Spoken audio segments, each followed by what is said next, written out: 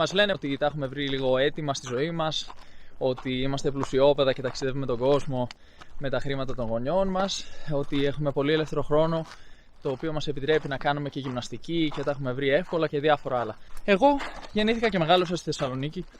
Δεν ήμουν κάποιος πλούσιος. Η μητέρα μου μεγάλωσε εμένα και τις δύο αδερφές μου μόνη της. Δούλευε στο ψυχιατρίο της Σταυρούπολης. Ήταν δημόσιος υπάλληλος. Με το μισθό της, που ήταν λίγο πάνω από 1.000 ευρώ, μεγάλωνε 3 παιδιά. Ευτυχώς είχαμε ένα σπίτι από τον παππού που το είχαμε κληρονομήσει και δεν πληρώναμε νίκιο, αλλά πληρώναμε λογαριασμούς. Με αυτά τα χρήματα που έβγαζε η μητέρα μου, μεγάλωσε 3 παιδιά. Βέβαια παλιότερα έκανε και άλλες δουλειές. Παλιότερα έκανε και 2 δουλειές. Μετά την πρώτη δουλειά πήγαινε σε ένα φροντιστήριο και δίδασκε αγγλικά. Με το που κλείσαμε τα 18, φύγαμε από το σπίτι, εργαστήκαμε και νοικιάσαμε τα δικά μας σπίτια. Δεν ζητήσαμε χρήματα για να μας σώσει η μητέρα μας, γιατί θεωρούσαμε ότι είναι ευθύνη να μας συντηρήσει ως μητέρα. Θεωρήσαμε ότι είχε κάνει μια πολύ καλή δουλειά όταν φτάσαμε στα 18 και ήρθε η ώρα να κάνουμε το κομμάτι μας. Εγώ προσωπικά στα 18 μου δούλευα σε ένα ίντερνετ καφέ, μετά δούλευα σε ένα άλλο ίντερνετ καφέ. Από το δεύτερο έτος και μετά άρχισαν να προκύπτουν άλλες ευκαιρίες, όπως ήταν να δουλέψω βαψίματα, κτήγμα. Όπα, θα πέσουμε κιόλας. Δείτε εδώ και το τοπίο, παιδιά, που έχουμε. Θέλει και λίγη προσοχή τώρα. Αυτό που κάνω είναι λίγο επικίνδυνο, αλλά θα προσέχω. Κάθε βήμα σε αυτή τη ζωή θέλει λίγη προσοχή. Καμιά φορά πέφτουμε, αλλά το σημαντικό είναι να ξανασηκωνόμαστε. Το σημαντικό είναι να συνεχίζουμε, η πορεία είναι μεγάλη και το πνεύμα και το μυαλό είναι αυτό που μας επιτρέπει να φτάσουμε στο τελικό προορισμό μας. Δεν πρέπει να τα εγκαταλείπουμε ποτέ, πρέπει να συνεχίζουμε με στόχο και όραμα. Εγώ το δεύτερο έτος μου συνειδητοποίησα ότι υπάρχουν άλλες ευκαιρίες. Στο ίντερνετ καφέ δεν πληρωνόμουν πολύ καλά, πληρωνόμουν 3 ευρώ την ώρα. Έβγαζα δηλαδή περίπου 24 ευρώ στο μεροκάματο. Φυσικά τότε δεν γνώριζα πολλά από διαχείριση οικονομικών και κατά τη διάρκεια του μεροκάματου μου αγόραζα και φαγητό από ένα κρεπάδικο δίπλα από το ίντερνετ καφέ που δούλευα στην πλατεία Ναβαρίνου. Παιδιά, προηγουμένως σας έλεγα ότι όταν πέφτουμε συνεχίζουμε και σηκωνόμαστε. Μόλις έπεσα και σηκώνομαι. Επέλεξα στρατηγικά αυτό το μέρος για να το κάνω, για να σας εξηγήσω ότι δεν είναι ότι τα βρίσκουμε εύκολα, είναι ότι παλεύουμε σε αυτή τη ζωή. Αυτή η πορεία που ακολουθούν όλοι αυτοί εδώ οι άνθρωποι που ήρθαν σήμερα να ανέβουν σε αυτό το βουνό, το οποίο ήταν μια πορεία 10 χιλιόμετρων για να φτάσουμε εδώ. Το τελευταίο χιλιόμετρο, το οποίο ήταν ανεβαίνοντας αυτήν την ανηφόρα μέχρι εδώ, ήταν πάρα πολύ δύσκολο. Υπάρχουν άνθρωποι οι οποίοι έχουν πολύ υψηλό βάρος, η υγεία τους δεν είναι και η καλύτερη, δεν είναι αθλητές, αλλά με τη δύναμη του μυαλού ήρθανε και τσούκου τσούκου, φτάσανε εδώ πάνω. Έτσι ακριβώς στη ζωή, βήμα-βήμα προχωράμε. Λοιπόν, στο ίντερνετ καφέ, εγώ έβγαζα 24 ευρώ και πήγαινα και έδινα 5 από αυτά τα ευρώ για να φάω μια κρέπα. Και μου έμεναν 19 ευρώ. Δεν ήμουν ικανοποιημένος με αυτά τα χρήματα, δεν μπορούσα να βάλω κάποια χρήματα στην άκρη και αποφάσισα να κάνω άλλες δουλειές. Στο δεύτερο έτος προέκυψαν κάποιες ευκαιρίες, οι οποίες ήταν βαψίματα, όπου έπαιρνα 5 ευρώ την ώρα, και κτήμα, όπου έπαιρνα 5 ευρώ την ώρα, όπου έσκαβα, τσάπιζα, κλάδευα, έκανα και λίγο βάψιμο και εκεί. Και μετακομίσεις, όπου έβγαζα 10 ευρώ την ώρα. Εγώ μετά από αυτές τις δουλειές που έκανα εκεί πέρα στις μετακομίσεις, τα βαψίματα, το κτήμα, προέκυψαν κάποιες άλλες ευκαιρίες, ενώ παράλληλα φοιτούσα στο μαθηματικό φυσικά, προέκυψαν κάποιες ευκαιρίες που ήταν τα ιδιαίτερα. Στα ιδιαίτερα ξεκίνησα να βγάζω 10 ευρώ την ώρα. Ταυτόχρονα τις έκανα όλες αυτές τις δουλειές, γιατί δεν υπήρχε πάντα η δυνατότητα να κάνω μεροκάματο, ας πούμε μετακόμιση. Περίμενα να χτυπήσει το τηλέφωνο, να μου πει ο Ακύλας, αύριο έχουμε μετακόμιση. Περίμενα να χτυπήσει το τηλέφωνο, να μου πει ο μπαμπάς του συγκατοίκου μου, το Αποστόλη, ότι έχουμε ένα βάψιμο, μια μετακόμιση, που καμιά φορά κάναμε και με άλλους ανθρώπους μετακομίσεις, μια δουλειά στο κτήμα. Γενικά ήμουνα λίγο στο περίμενε με αυτές τις δουλειές, αλλά πληρωνόμουν πολύ καλύτερα και ένα μεροκάματο των 60 ευρώ έπιανε πολύ περισσότερο τόπο από ένα μεροκάματο των 24 ευρώ μείον το φαγητό που έτρωγα κατά τη διάρκεια της βάδιάς μου. Όπως και να έχει, Από τα ιδιαίτερα, μετά που άρχισα να βγάζω 10 ευρώ την ώρα, στη συνέχεια άρχισα να βελτιώνομαι λίγο και να χρέωνα 15 ευρώ την ώρα και λίγο πριν φύγω από την Ελλάδα χρέωνα 20 ευρώ την ώρα. Κατάλαβα ότι έχω καλύτερες δυνατότητες από τις προηγούμενες ευκαιρίες που είχα. Μπορούσα να βγάζω περισσότερα χρήματα κάνοντας αυτό το οποίο είχα ήδη σπουδάσει. Δηλαδή σπούδαζα στο μαθηματικό και μετά πήγαινα και τσάπιζα. Δεν θεωρούσα ότι, δηλαδή δεν έχω κάτι εναντίον του τσαπίσματος, αλλά δεν θεωρούσα ότι ήταν η ιδανική πορεία για μένα. Θεωρούσα ότι η ιδανική πορεία θα ήταν να διδάσκω μαθηματικά, κάτι που ήταν και το πάθος μου, μου άρεσε πάντα να διδάσκω μαθηματικά. Όπως και να έχει. Μετά τα ιδιαίτερα, σιγά σιγά, σκέφτηκα ότι στην Ελλάδα δεν είχα πολύ καλές ευκαιρίες, οι προοπτικές δεν ήταν πολύ καλές. Είχα και έναν-δυο πελάτες που δεν με είχαν πληρώσει. Δεν μου έχει ξανατύχει, μόνο στην Ελλάδα μου έχει τύχει ως τώρα δυστυχώς να μην πληρωθώ. Αλλά δεν πειράζει. Καταλαβαίνω ότι η κατάσταση είναι δύσκολη και καμιά φορά οι άνθρωποι σκέφτονται λίγο τον εαυτό τους, έχουν την οικογένειά τους να φροντίσουν πρώτα και σκέφτονται ότι τώρα ένας φοιτητής που ήρθε να διδάξει το παιδί τους 2-3-4 ώρες δεν πειράζει κιόλας να μην το πληρώσουν. Καταλαβαίνω και δεν κρατάω κακία. Απλώς εξηγώ ότι η δική μου άποψη ήταν ότι δεν είχα ένα ιδανικό μέλλον στην Ελλάδα. Δεν είχα τίποτα σίγουρο και είμαι ένας άνθρωπος που κοιτάει πάντα το μέλλον. Μου αρέσει να σχεδιάζω, μου αρέσει να ξέρω τι θα γίνει μετά με βάση αυτό που κάνω τώρα. Και στην Ελλάδα κάθε χρόνο ήταν μια τυχερή σακούλα και δεν ήξερα τι θα βγει από αυτή τη σακούλα. Κάπως τα κατάφερνα και για την ακρίβεια λίγο πριν φύγω από την Ελλάδα έκανα περίπου 20 ώρες την εβδομάδα ιδιαίτερα και έβγαζα γύρω στα 1000 ευρώ. Με αυτά τα λεφτά είχα καταφέρει να πληρώσω κάτι χρέη που είχα στη ΔΕΗ που μου την κόβαν συνέχεια και την ξανασύνδεα γιατί έμενα σε ένα σπίτι με ένα συγκάτοικο. Πληρώναμε το ενοίκιο και τους λογαριασμούς δια 2, αλλά δεν βγαίναμε πάντα. Όπως και να έχει, προέκυψε ένα μεταπτυχιακό στην Ολλανδία και αποφάσισα να φοιτήσω στο Πανεπιστήμιο του Άμστερνταμ στην έρευνα, να κάνω ένα πτυχίο πάνω στην άλγευρα και τη γεωμετρία. Βέβαια άφησα όλους μου τους πελάτες από τα ιδιαίτερα στην Ελλάδα και αυτό μου προκάλεσε μια μεγάλη στεναχώρια γιατί αγαπούσα πολύ τη διδασκαλία. Είχα βρει το πάθος μου και την κλίση μου, κάτι που δεν είχα καταλάβει βέβαια τότε. Θεωρούσα ότι ήταν μια προσωρινή λύση. Αλλά στην Ολλανδία μετά από ένα εξάμηνο κατάλαβα ότι η έρευνα δεν είναι για μένα. Δεν μου άρεσε να κάθομαι μπροστά από τον υπολογιστή και να κάνω έρευνα όλη μέρα μόνος μου. Παράλληλα βέβαια δούλευα στα McDonald's αρχικά, στα McDonald's εκεί στο Belmer Arena στο Άμστερνταμ και στη συνέχεια δούλευα σε ένα souvenir shop στην Central, εκεί κοντά στο σταθμό στο κέντρο του Άμστερνταμ. Αυτές οι δουλειές με πλήρωναν 8,5 ευρώ την ώρα ήταν τα McDonald's και γύρω στα 10 ευρώ την ώρα με πλήρωναν στο souvenir shop και ταυτόχρονα είχα και μια βοήθεια από το Ολλανδικό κράτος.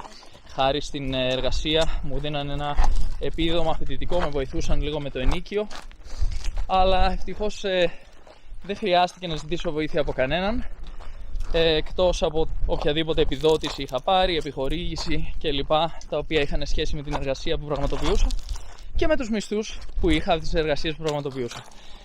Άρα στην Ολλανδία, εγώ μετά από κάποιους μήνες έπαθα και μια μικρή κατάθλιψη, να σας πω την αλήθεια. Φαντάζομαι μπορεί να τύχει σε οποιονδήποτε. Αλλά κατάλαβα ότι είμαι στο λάθος μέρος, τη λάθος στιγμή, κάνοντας το λάθος πράγμα.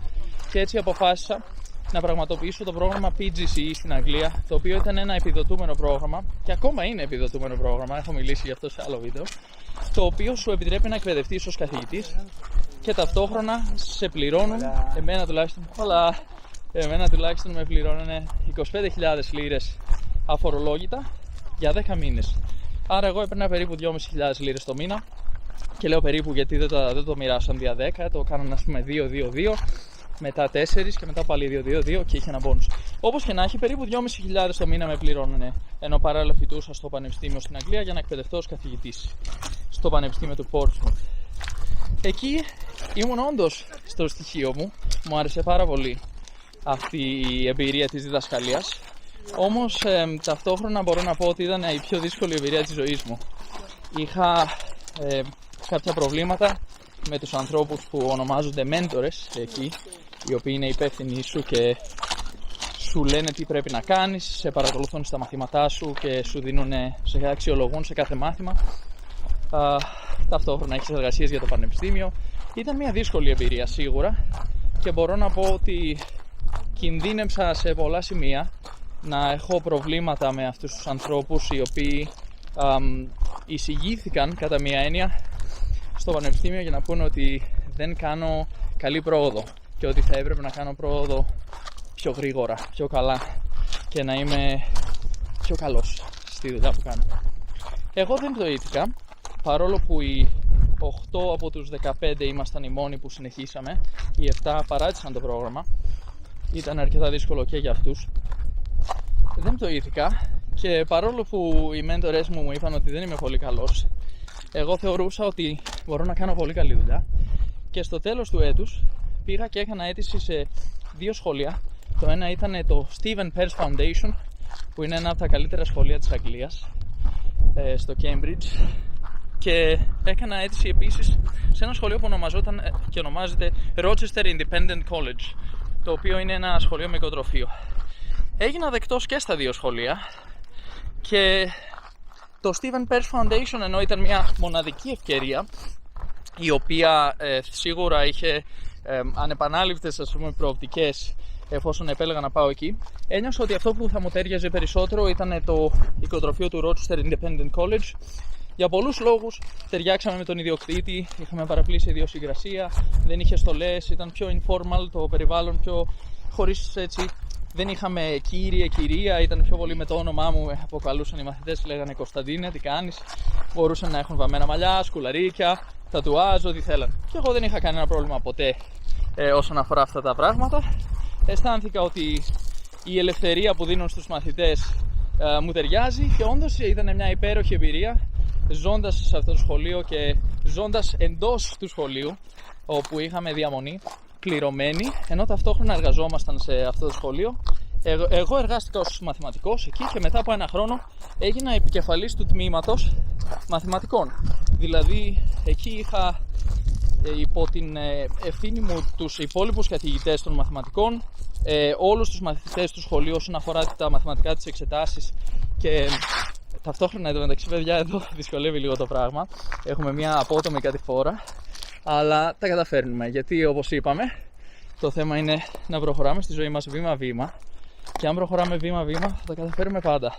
Ακόμη και αν πέσουμε, θα σηκωθούμε, δεν υπάρχει πρόβλημα. Το πληρωμένο σπίτι και φαγητό που είχα ως αντάλλαγμα των ρόλων που είχα μέσα στο οικοτροφείο, δηλαδή ένα Σαββατοκύριακο το μήνα έμενα μέσα στο οικοτροφείο και ήμουν υπεύθυνος για τους μαθητές εκεί.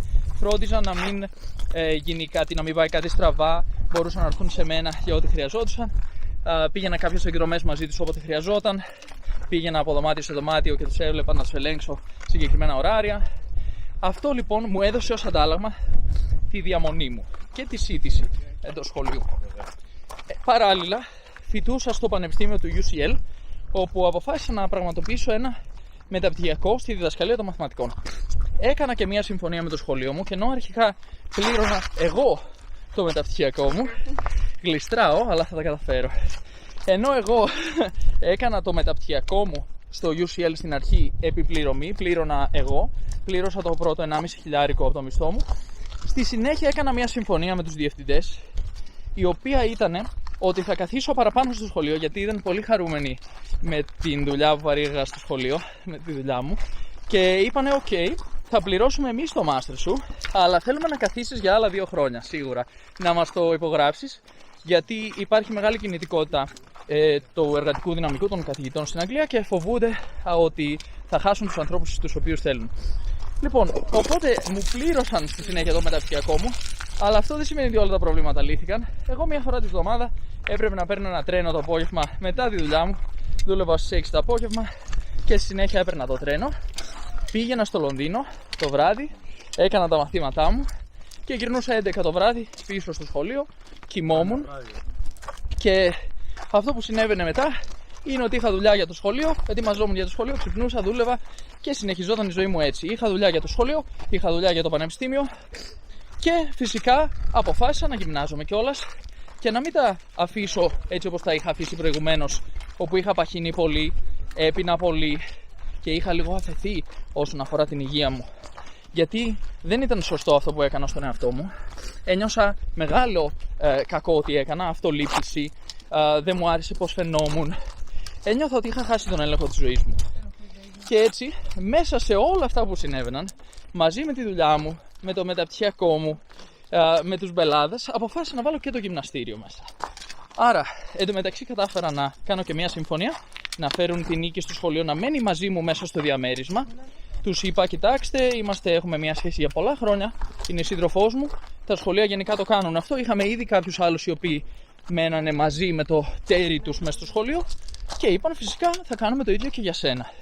Μετά από ένα χρόνο βέβαια κάναμε και μια συμφωνία και δούλεψε και η Νίκη στο σχολείο. Άφησε τη δουλειά που έκανε φροντίζοντας ανθρώπους σε ένα care home, ανθρώπους που είχαν άνοια και άλλα προβλήματα. Περδόν? Otra persona. Okay. Μια κυρία μου είπε σταμάτα και νόμιζα μιλούσε σε μένα για το βίντεο, αλλά μιλούσε σε άλλο άτομο. Λοιπόν, η Νίκη φρόντιζε ανθρώπους οι οποίοι είχαν άνοια, κατά κύριο λόγο, ήταν επιθετικοί. Ήταν έτσι μια λίγο, πώς να το πω, δύσκολη δουλειά. Πήγαινε εκεί, έκανε 12 ώρες βάρδιες και δεν πληρωνόταν τόσο καλά αυτή η δουλειά. Είναι μια δουλειά που την αποφεύγουν οι Άγγλοι και την κάνουν κυρίως οι μετανάστες. Την είχα κάνει και εγώ για λίγους μήνες πριν προκύψει η δουλειά στο σχολείο. Εγώ φρόντιζα έναν άνθρωπο με αυτισμό, τον βγάζαμε έξω, ήταν ένα επιδοτούμενο πρόγραμμα του κράτους. Το κράτος πλήρωνε τους φροντιστές, τους carers που ήμασταν εμείς. Ήμασταν δύο γιατί ήταν ένας άνθρωπος που ήταν λίγο επιθετικός και ήταν non-verbal, είχε αυτισμό και δεν μπορούσε να εκφραστεί πολύ καλά, έτσι κάποιες φορές γινόταν βίαιος, έβγαζε βία. Όπως και να έχει, για να μην τα μπερδέψω και πολύ, η Νίκη σταμάτησε τη δουλειά της που δούλευε εκεί ως carer και άρχισε να δουλεύει στο σχολείο ως boarding supervisor. Αυτός ήταν ο επίσημος ρόλος της, το οποίο σημαίνει ότι φρόντιζε μέσα στο οικοτροφείο διάφορα πράγματα για τους μαθητές. Κάθε πρωί χτυπούσε τις πόρτες τους έλεγε να πάνε στα μαθήματα, πήγαινε και έλεγχε ποιο είναι το πρόβλημα με κάποιον μαθητή, αν κάποιος είναι άρρωστος. Όπα! Ξανασηκωνόμαστε είπαμε. Λοιπόν, παιδιά, σας ξαναλέω και πάλι, το να ξανασηκωθείς δεν είναι προνόμιο της καλής υγείας ή των καλών συνθήκων στις οποίες έχεις βρεθεί. Είναι πολύ απλά απόφαση που έχουμε μέσα στο μυαλό μας, την παίρνουμε και τελείωσε. Ωραία. Αν μείνουμε κάτω πεσμένοι, είναι πολύ απλά ότι δεν θέλουμε να σηκωθούμε και πρέπει πάντα να σηκωνόμαστε. Συνεχίζουμε. Ενδεχομένως να πέσω και άλλες φορές μέχρι να τελειώσω αυτό το βίντεο, αλλά θα συνεχίσω να σηκώνομαι. Ελπίζω αυτό να βοηθήσει να καταλάβετε πώς χορευόμαστε στη ζωή μας, εγώ και η Νίκη. Λοιπόν, η Νίκη άρχισε να δουλεύει στο σχολείο, ήταν πολύ καλύτερος ο μισθός, πολύ καλύτερες οι συνθήκες και για το σχολείο φυσικά συνέφερε γιατί ήδη παρήχαν τη στέγαση στη Νίκη. Οπότε λένε σιγά. Εμείς συνήθως όταν προσλαμβάνουμε ένα άτομο να δουλεύει στο οικοτροφείο, του δίνουμε και σπίτι. Θα το γλιτώνουμε για το σπίτι γιατί το έχουμε ήδη δώσει μέσα του Κωνσταντίνου. Άρα, αφού μένουν μαζί ήδη, εν τω μεταξύ κατάλαβαν ότι η Νίκη είναι αστέρι και ήταν πάρα πολύ χαρούμενοι και με μένα και με την Νίκη. Πήραμε τις καλύτερες συστατικές επιστολές. Μας αγαπάνε οι άνθρωποι που δουλεύουν σε αυτό το σχολείο, τους αγαπάμε κι εμείς. Είχαμε 4 υπέροχα χρόνια, εγώ προσωπικά, στην Αγγλία, συνολικά η Νίκη λίγο λιγότερα, 2,5 χρόνια περίπου. Αλλά όπως και να έχει, ήταν μια εμπειρία η οποία μας βοήθησε πάρα πολύ. Αλλά ήθελα να πω ότι μέσα σε αυτή την εμπειρία δεν ήταν όλα ρόδινα. Στην πραγματικότητα ήταν πολύ δύσκολα. Είχαμε πάρα πολλές ώρες ετοιμασίας. Στην αρχή εγώ είχα κάποια προβλήματα και θέματα ρατσισμού στο Portsmouth από ανθρώπους με τους οποίους συνεργάστηκα, οι οποίοι, εγώ ήμουν Έλληνας μεγαλωμένος, γεννημένος μεγαλωμένος στην Ελλάδα. Είχα λίγο αγγλική προφορά, γιατί ο πατέρας μου είναι Άγγλος, αλλά ήταν λίγο σπαστή αγγλική προφορά ακόμη. Μέχρι να την δουλέψω και να την τελειοποιήσω, καταλάβαιναν ότι δεν είμαι από εκεί. Έτσι, αυτό που έγινε είναι ότι υπέστη και λίγο ρατσισμό εκεί στο Portsmouth, ιδίως που είναι και λίγο πιο χωριό, δεν ήταν ρόδινα τα πράγματα. Μετά στο Λονδίνο είχα πολλή δουλειά για το σχολείο, παράλληλα είχα πολλή δουλειά για το πανεπιστήμιο, πολλή πίεση και ταυτόχρονα αποφάσισα να κάνω και το γυμναστήριο. Το γυμναστήριο ήταν ένα θέμα το οποίο δεν εγκαταλείψαμε, δεν βάλαμε κάτω εγώ και η Νίκη. Κάθε Σαββατοκύριακο που μπορούσαμε να πάμε στο Λονδίνο να επισκεφθούμε την αδερφή της Νίκης, η οποία επίσης δούλευε σε σχολείο στο Λονδίνο, ενώ είναι Ελληνίδα, πηγαίναμε με το τρένο. 3 στα 4 Σαββατοκύριακα που δεν δουλεύαμε στο οικοτροφείο, πηγαίναμε με το τρένο στο Λονδίνο. Πηγαίναμε με το τρένο στο Λονδίνο να δούμε την αδερφή της Νίκης και παράλληλα πηγαίναμε και στο γυμναστήριο. Κουβαλούσαμε τα πράγματα του γυμναστήριου στην τσάντα μας, πηγαίναμε να δούμε την αδερφή της Νίκης, πηγαίναμε στο γυμναστήριο, γυρνούσαμε στο σπίτι της. Αυτό γινόταν κάθε Σαββατοκύριακο. δεν μπορώ να πω ότι ήταν ιδανικές οι συνθήκες οι οποίες μας οδήγησαν στο να κάνουμε γυμναστική, ωστόσο εμείς τα καταφέραμε, δεν το βάλαμε κάτω. Στη συνέχεια, μετά από κάποια χρόνια, ζώντας έτσι στην Αγγλία, δουλεύοντας σκληρά, σπουδάζοντας, δουλεύοντας στο γυμναστήριο, δεν επαναπαυθήκαμε με την άνετη κατάσταση στην οποία είχαμε βρεθεί πλέον, τη σταθεροποιημένη, σπίτι και φαγητό, καλή δουλειά. Όχι, εν μέσω COVID ψάξαμε για εργασία στο εξωτερικό, για ρόλους στο εξωτερικό, για κάτι καλύτερο, κάτι παραπάνω. Και ψάχνοντας στο εξωτερικό και έχοντας κάνει αιτήσεις στη Μαλαισία, στο Χονγκ Κονγκ, στη Σιγκαπούρη, στις Βερμούδες και σε πολλά άλλα μέρη, και στο Ρίο ντε Ζανέιρο στην Βραζιλία που προέκυψε μια ευκαιρία εκεί, τελικά με δέχτηκαν στο Ρίο ντε Ζανέιρο με ένα πακέτο πολύ καλό, πληρωμένο σπίτι, το οποίο είχε 2 δωμάτια μέσα, πισίνα, κοντομίνιουμ, ασφάλεια υγείας, πλάνο υγείας, μεταφορικά για μένα και την Νίκη στα 2 χρόνια, στην αρχή του διετού συμβολαίου και στο τέλος. Το μόνο πρόβλημα ήταν ότι άρχιζε τον Ιούλιο του 2020, το οποίο ήταν στη μέση του COVID. Εμείς δηλαδή έπρεπε να φύγουμε από την Αγγλία μέσα στην πανδημία και να πάμε στη Βραζιλία. Πολλοί μας λέγανε μην το κάνεις, είναι μια τριτοκοσμική χώρα, είναι επικίνδυνη, θα σας σκοτώσουν. Μέσα σε όλα αυτά εμείς δεχτήκαμε, λέμε ok, τέλεια, πάμε και φύγαμε. Αυτό σήμαινε πολύ απλά ότι ενδιάμεσα βρεθήκαμε στην Ελλάδα, κολλημένοι, να μην έχει βγει βίζα για να πάμε να δουλέψουμε. Να δουλέψω εγώ μάλλον, γιατί το συγκεκριμένο πακέτο ήταν για μένα. Να δουλέψω στο αυτό το σχολείο και να πάμε να μεταβούμε εκεί. Κόλλησε η βίζα και ήμουν στην Ελλάδα ξαφνικά και εγώ δίδασκα μαθητές στη Βραζιλία, στα αγγλικά, ενώ ήμουν στην Ελλάδα και πληρωνόμουν σε λίρες σε ένα λογαριασμό στην Αγγλία. Για να καταλάβετε λίγο πόσο περίεργα είναι τα πράγματα και πόσο αναποδογύρισε η ζωή μας ολόκληρη, και φυσικά εγώ ποτέ δεν ήμουν προετοιμασμένος να βιώσω μια τέτοια εμπειρία ως δάσκαλος μαθηματικών. Όταν σου λένε θα διδάξεις σε ένα σχολείο, δεν περιμένεις κάτι τέτοιο. Περιμένεις να πηγαίνεις στο σχολείο, σπίτι σου κλπ. Όμως μέσα σε όλα αυτά φυσικά, και αφού βρεθήκαμε σε μια μοναδική χώρα την οποία αγαπήσαμε, την οποία αγαπήσαμε και μας αγάπησε και αυτή, και ζήσαμε αμέτρητες, ζωντανές και υπέροχες εμπειρίες, εγώ δεν ήθελα να επαναπαυθώ για άλλη μια φορά. Φυσικά ούτε και η Νίκη επαναπαύθηκε, απλώς δυστυχώς η Νίκη δεν μπορούσε να εργαστεί εκεί επισήμως, γιατί η spouse visa που λένε δεν επιτρέπει να εργαστείς επισήμως, παρόλο που ψάξαμε διάφορες λύσεις, προσπαθούσαμε να αναγνωρίσουμε το πτυχίο της φυσικοθεραπείας, προσπαθούσαμε να βρούμε κάποια ιδιωτικά κέντρα που θα τη δεχόντουσαν χωρίς να αναγνωρίσει το πτυχίο της, αλλά τελικά εκεί θα της δίνανε ένα μισθό πενιχρό, ο οποίος τελικά δεν άξιζε καν τον κόπο, γιατί η Νίκη είχε αρχίσει να κάνει ιδιαίτερα pole dancing, ιδιαίτερα yoga, τα οποία πλήρωναν καλά. Και έτσι δεν είχαμε αυτή την ανάγκη. Ταυτόχρονα αρχίσαμε να τραβάμε κάποια βίντεο από τις εμπειρίες μας με κάμερα, με drone. Αποφασίσαμε να πάρουμε drone, δεν είχαμε καμία σχέση με αυτά τα πράγματα. Κάποιος μας είπε πάρε drone. Λέμε πάρουμε drone, να τραβάμε με τον drone να δούμε τι θα γίνει. Αρχίσαμε λοιπόν να ασχολούμαστε με αυτή τη διαδικασία του να τραβάμε βίντεο, ενώ παράλληλα εγώ εργαζόμουν στο σχολείο και ταυτόχρονα έκανα ιδιαίτερα με μαθητές στην Αγγλία. Άρα τα ιδιαίτερα και το σχολείο και τα ιδιαίτερα της Νίκης της yoga και του pole dancing μας δίνουν κάποια χρήματα μηνιαίως, τα οποία με βάση τη ζωή που κάναμε στην Βραζιλία ήταν πάρα πολύ καλά, ιδίως με το συνάλλαγμα λίρα προς ρεάλ. Να μην ξεχάσω να αναφέρω ότι η Νίκη εκεί ταυτόχρονα φρόντιζε και σκύλους. Άρχισε να κάνει pet sitting μέσα από ένα application που λέγεται Dog Hero. Στην περιοχή που μέναμε ήταν πάρα πολύ πλούσιοι άνθρωποι, γιατί το σχολείο μας ήταν ένα ιδιωτικό σχολείο, όπου οι μαθητές πληρώναν πάρα πολλά λεφτά για να φοιτήσουν εκεί. Πληρώνανε 7 βασικούς μισθούς, γύρω στα 1.000 ευρώ και κάτι το μήνα, το οποίο για τα βραζιλιανικά δεδομένα είναι πάρα πολλά λεφτά.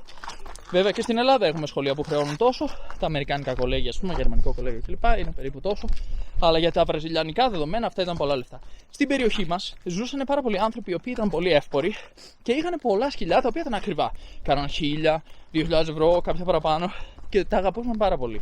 Αλλά θέλαν κάθε μέρα κάποιον να τα φροντίσει.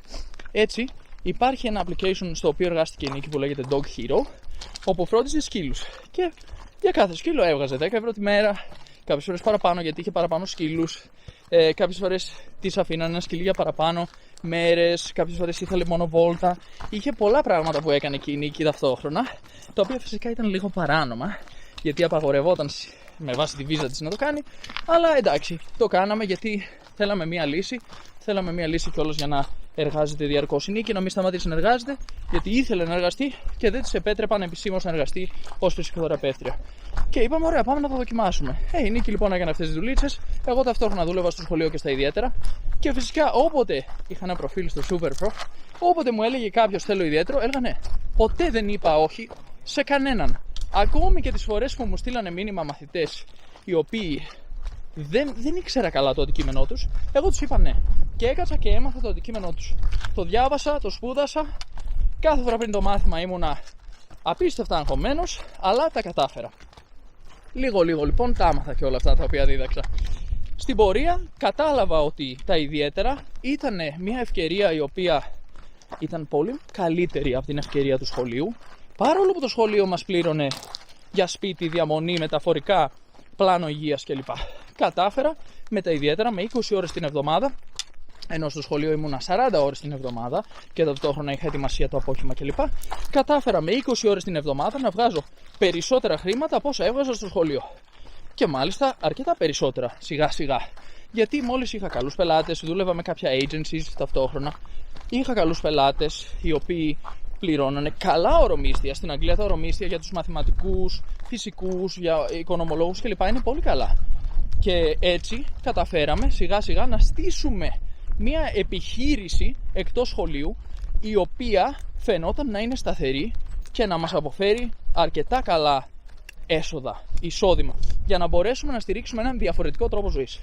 Ταυτόχρονα ολοκλήρωσα το πακέτο μου, το contract μου εκεί, το συμβόλαιο το διετές στη Βραζιλία.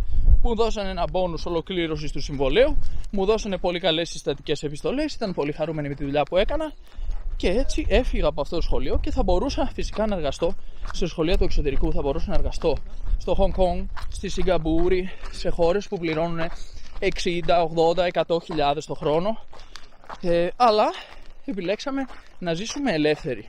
Να ζήσουμε έναν τρόπο ζωής ο οποίος για εμάς είναι μοναδικός. Θέλουμε να ταξιδεύουμε συνέχεια. Θέλουμε να είμαστε σε ένα νέο μέρος. Και επειδή είμαι και μαθηματικός, κατάφερα να υπολογίσω ότι τελικά με τα ταξίδια εμείς ταξιδεύουμε λιγότερο από ότι αν ζούσαμε σε ένα μέρος μόνιμα κάπου στην Ευρώπη. Εμένα δεν με γεμίζει ως δομή το σχολείο. Θεωρώ ότι έχει πολλά σφάλματα και ήθελα πολλά πράγματα να τα αλλάξω. Ήθελα να προσφέρω περισσότερα στους μαθητές μου και η γραφειοκρατία έμπαινε εμπόδιο σε αυτό που ήθελα να κάνω για τους μαθητές μου. Άρα είχα δύο επιλογές: να παραμείνω εκεί στην περπατημένη, να μην ρισκάρω και να πω συνεχίζω στο σχολείο. Γιατί δεν μπορείς τώρα να είσαι από εδώ και από εκεί και χωρίς πλάνο υγείας και χωρίς να ξέρεις τι θα σου ξημερώσει τον επόμενο μήνα. Δεν γίνεται αυτό το πράγμα, πρέπει να είσαι στο σχολείο. Η πλειοψηφία των ανθρώπων με τους οποίους συνεργάστηκα στην πορεία σκέφτεται με αυτόν τον τρόπο. Θέλει μια εξασφάλιση και μια σιγουριά. Εγώ δεν σκέφτομαι με αυτόν τον τρόπο. Σκέφτομαι ότι αν εγώ μπορώ να έχω άμεση συνεργασία με τον πελάτη, να κάνω μια καλύτερη δουλειά και να μην υπάρχει ένα τεράστιο ποσοστό του μισθού μου το οποίο πηγαίνει στο αφεντικό μου, τότε θα είναι πολύ καλύτερα τα έσοδά μου σε βάθος χρόνου. Και όντως έτσι έγινε. Όντως έκανα κάποιες κινήσεις, για πολλούς αυτές οι κινήσεις θα θεωρούνταν κινήσεις μεγάλου ρίσκου, αλλά πέτυχαν. Ξαφνικά κάπως εγώ βρέθηκα να τρέχω στη μέση ενός δρόμου στο Περού, στη Λίμα, να προλάβω να είναι ανοιχτό το γραφείο της κυβέρνησης για να μου βάλουν μια σφραγίδα αποστήλ για ένα έγγραφο που έπρεπε να στείλω στη Βουλγαρία, γιατί το ζητούσε μια τράπεζα εκεί για να στηθεί μια εταιρεία που ήθελα να ανοίξω εκεί. Και ξαφνικά σκεφτόμουν πώς βρέθηκα εγώ εδώ από εκεί που ήμουν πριν. Δεν είναι δυνατόν κάπως να φτάσεις και να τηλεμεταφερθείς από μια κατάσταση σε μια άλλη. Υπήρξε μια σειρά από πολλά βήματα τα οποία μου επέτρεψαν να φτάσω εκεί. Ήτανε ότι διαρκώς εκκυθόμουν σε νέες καταστάσεις, τόσο στο σχολείο όσο στα ιδιαίτερα. Εργάστηκα σε κάποια tutoring agencies του Λονδίνου, τα οποία με δέχτηκαν γιατί είχα πολύ καλές συστατικές επιστολές από τον διευθυντή μου στο σχολείο που είχα δουλέψει προηγουμένως.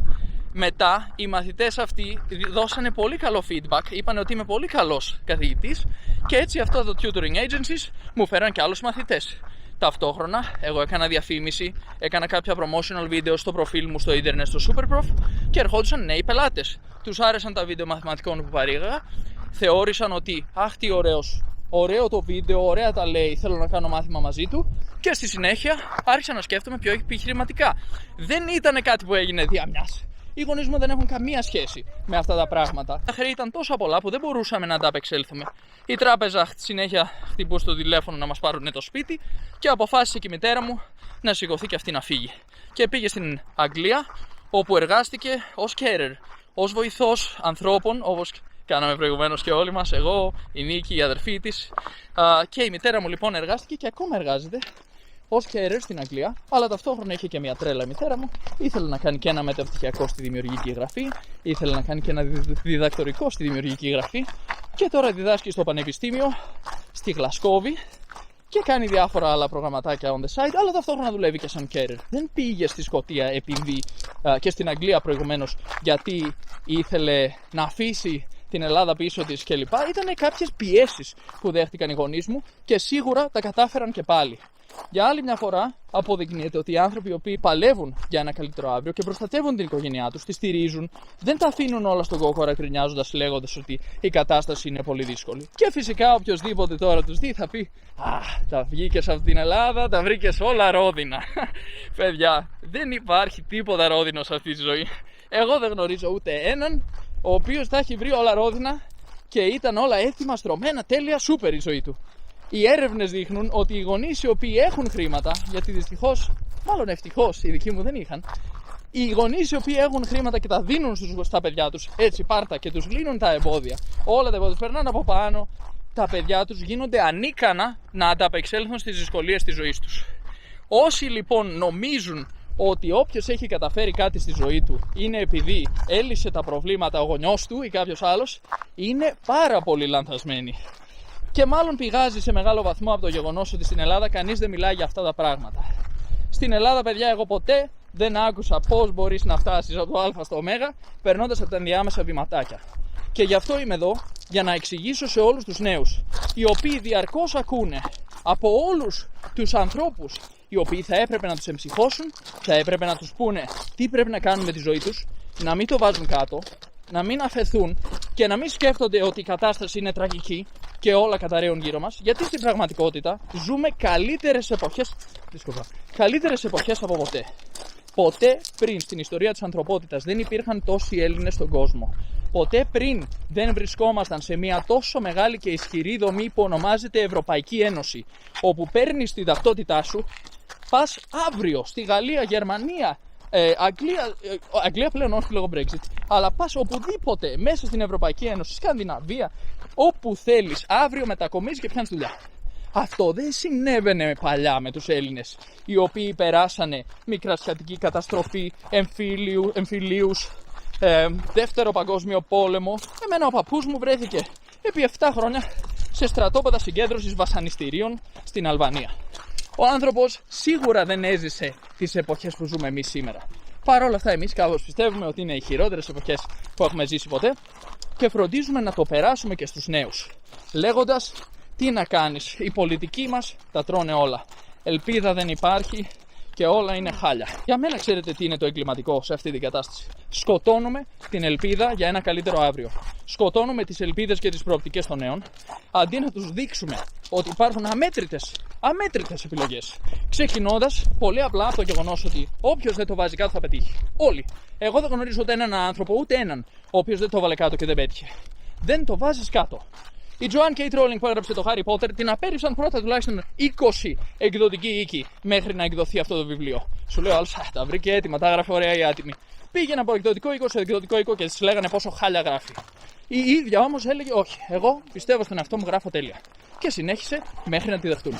Πιστεύετε ήταν τυχερή? Τα βρήκε έτοιμα. Το κλείνω εδώ, παιδιά.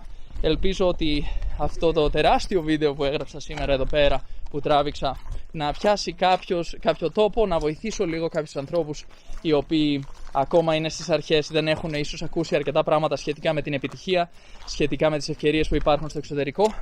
Και θέλω να πω, μην το βάζετε ποτέ κάτω και μην ακούτε τους ανθρώπους που σας λένε ότι δεν υπάρχει επιλογή. Πάντα υπάρχει επιλογή, πάντα μπορείτε να κάνετε κάτι παραπέρα, κάτι παραπάνω. Ακολουθήστε πρότυπα, ακολουθήστε ανθρώπους που κάνουν πράγματα και όχι ανθρώπους που απλώς λένε και δεν κάνουν ποτέ τίποτα. Πάντα κοιτάμε μπροστά και δεν το βάζουμε κάτω. Γεια σας, πολλά φιλιά από Παταγωνία.